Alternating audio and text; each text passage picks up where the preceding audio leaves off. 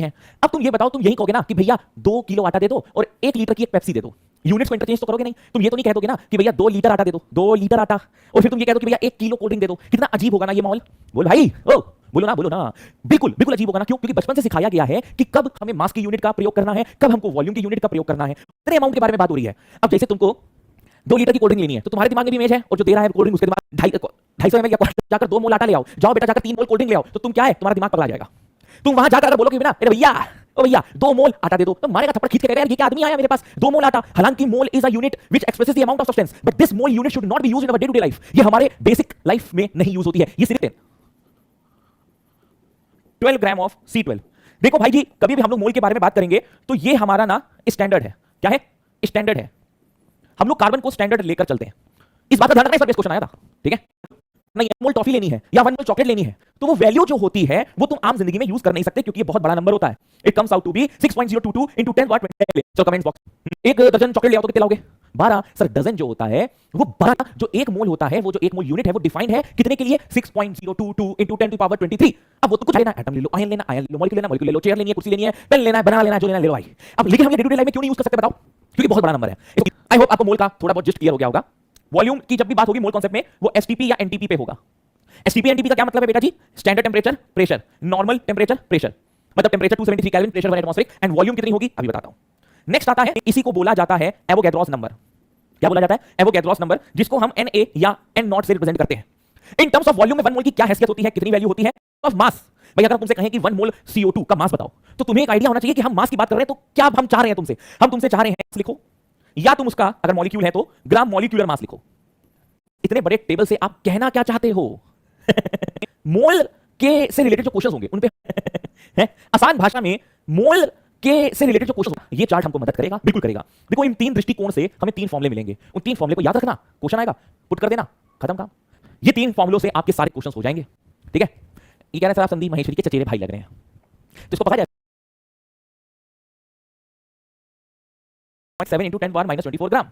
हालांकि ये जो 1.67 into 10 minus 24 है ये AMU होता है, लेकिन यहां पर अभी उसको यूज नहीं कर रहे हैं, ठीक है? ये एक्चुअल एटॉमिक मास निकालने के लिए हमको इस अमाउंट से मल्टीप्लाई करना होता है।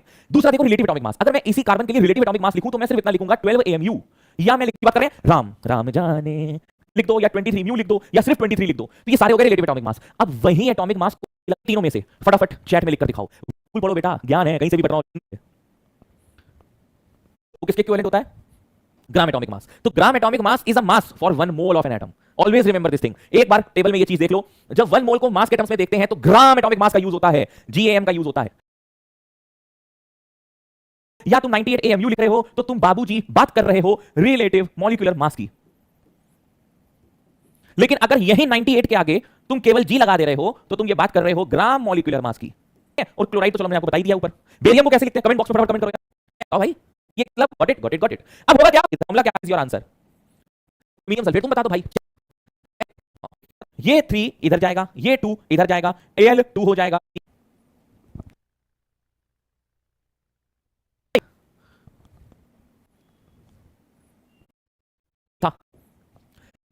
फेरस का मतलब होता है Fe के ऊपर 2+, सल्फेट होता है SO4 2-, SO4 2-। तो यहां पर आ जाएगा तुम्हारा फॉर्मूला Fe2SO4 होल क्यूब। ये हमें दिया है A का S। टिंग टिंग टिंग, समझ में आ गई है? Very good. फटाफट ऑप्शन बताओ। ये अभी अभी मैंने आपको चीज बताई है, मुझे ऑप्शन नहीं, छोटी सी बात मैंने बताई थी कि सॉल्ट के अंदर कैटायन होता है, एनायन होता है, एनायन का मतलब which is formed by gaining the electron है। तो यहां पे मैं तुम लोगों को कुछ बात समझा देता हूं। Is equal to 1.67 into 10 to the power minus 24, है ना? ये हम मैग्नीट्यूड वाइज बात कर रहे हैं। ये हम क्या बात कर रहे हैं? Magnitude wise. ये हो गया इसका मैग्नीट्यूड वाइज। इन दोनों ही बातों को आपको याद रखना है कलेक्टिवली। लेकिन सर एक बात बताइए, 1/12 मास ऑफ C12 क्या इसी के बराबर आएगा? ये जो वैल्यू आपने लिखी है, तो चलिए करके देख लेते हैं। क्यों करके देखना है? बताओ, चलो आ देखें। बराबर होता है आर प्रेजेंट इन 12 AMU की वैल्यू है ना, जो 1 AMU की वैल्यू है ना, वो यहां से आती है।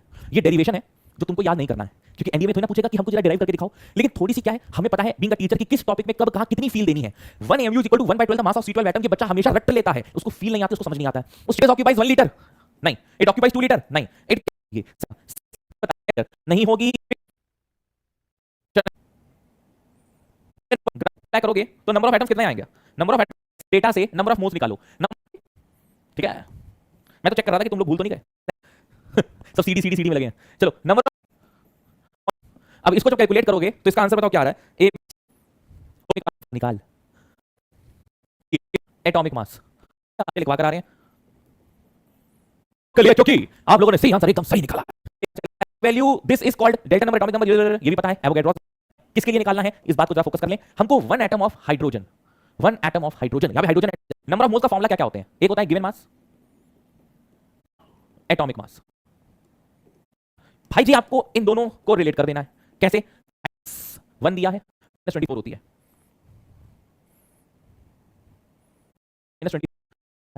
मास निकालना है तो एक्स पुट कर दिया, एटॉमिक वेट 1 है क्योंकि हाइड्रोजन का एटॉमिक मास 1 होता है, नंबर ऑफ एटम्स 1 दिया है, Na होता है, दोनों को इक्वेट करेंगे एक्स की वैल्यू 1/Na आएगी, 1/Na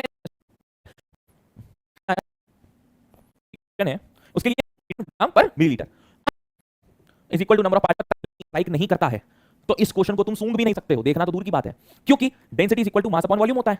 अब वॉल्यूम तुमको 0.0018 दिया है तो यहां से तुम्हें मास पता चल गया, वो आ जाएगा, तुम्हें मास पता है तो तुम क्या करोगे, पानी के मोल्स निकाल लोगे, सॉरी मॉलिक्यूलर मास, यार H2O है मेरे बेटा, तो 2 × 1 ये कितना आएगा 10 टू द पावर -4, खत्म हो गई बात, 10 टू द पावर -4 होगी। पर चैलेंजिंग चीज क्या है बताओ, नंबर ऑफ मॉलिक्यूल पता होनी चाहिए, ये क्वेश्चन क्रॉस मल्टीप्लाई करके क्या मास नहीं निकाला जा सकता, अगर नंबर ऑफ मोल्स आ गए तो क्या इसको Na से मल्टीप्लाई करके नंबर ऑफ मॉलिक्यूल्स नहीं निकाल सकते हो। हाइड्रोजन कितने हैं 3, तो इसलिए आंसर 3 है। उसके बाद कंसंट्रेशन टर्म्स में देखते हैं क्या करते हैं, एल्यूमिनियम तो लिख दो असंतुष्ट है, आगे बढ़े, उसको लिमिटिंग रिएजेंट कहते हैं। जैसे मान लो तुम एक पेन फैक्ट्री के मालिक हो, 10 पेन के जो कैप्स बना रहे हैं उनसे कहोगे भैया 10 पेन के कैप्स चाहिए, और बॉडी वाले के पास कहोगे भैया 10 बॉडी, इसकी वजह से प्रोडक्ट का फॉर्मेशन रुक गया, so this is acting as a limiting reagent, this will act as a limiting reagent. ये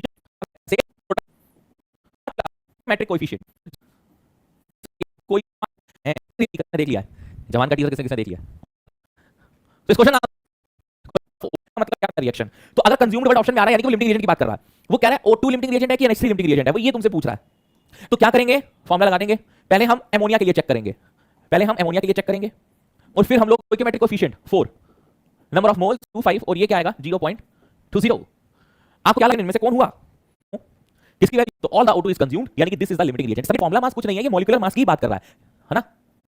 एनहाइड्रस सोडियम कार्बोनेट, एनहाइड्रस बोले तो वो होता है Na, तुम कैलकुलेट करोगे तो देखो अब हम लोग जो चीज में घुसने जा रहे हैं वो है concentration, moles of solute sugar, वो सॉल्वेंट कुछ और कह रहा है, जो सॉल्यूट को घोले में